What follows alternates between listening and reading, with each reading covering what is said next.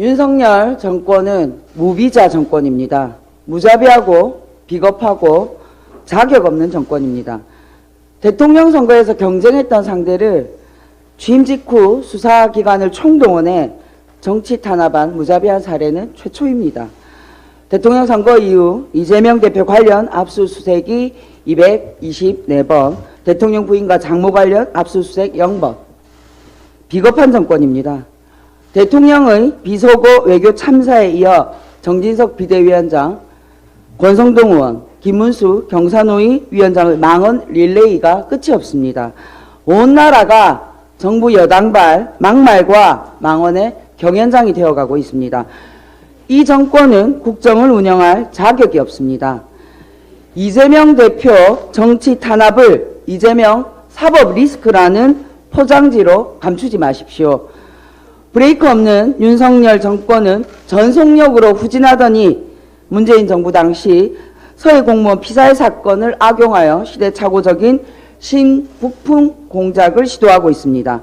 제발 정신 차리고 고물가, 고금리, 고환율에 고통받는 국민의 삶을 챙기기 바랍니다. 정진석 국민의힘 비대위원장의 친일 리스크가 심각해지고 있습니다. 리스크라는 말은 바로 이런 경우에 사용하는 말입니다. 정진석 위원장의 친일 식민사관 발언은 사실 이번이 처음이 아닙니다. 2019년 6월 국회에서 강경화 외교부 장관이 일본의 보복 조치가 있을 경우 우리도 가만히 있을 수 없다라는 상식적 발언을 했습니다. 그러자 강경화 장관에게 화를 내면서 일본의 보복 조치가 발생해도 대응 보복 조치를 하면 안 된다는 식의 발언을 했습니다.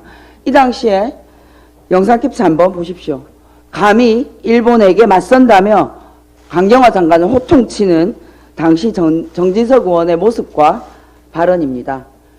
식민사관이 아니라 역사 그 자체다라는 이번 발언은 뼛속까지 친일적 사고를 하는 정진석 위원장의 친일 리스크가 자연스럽게 드러난 것입니다. 윤석열 정부와 국민의힘 지도부에 촉구합니다. 이재명 대표를 향한 무자비한 정치 탄압을 이재명 사법 리스크로 포장하고 싶겠지만 국민들은 바보가 아닙니다. 윤석열 정부와 국민의힘은 정진석 비대위원장의 친일 리스크 관리나 잘 하시기 바랍니다.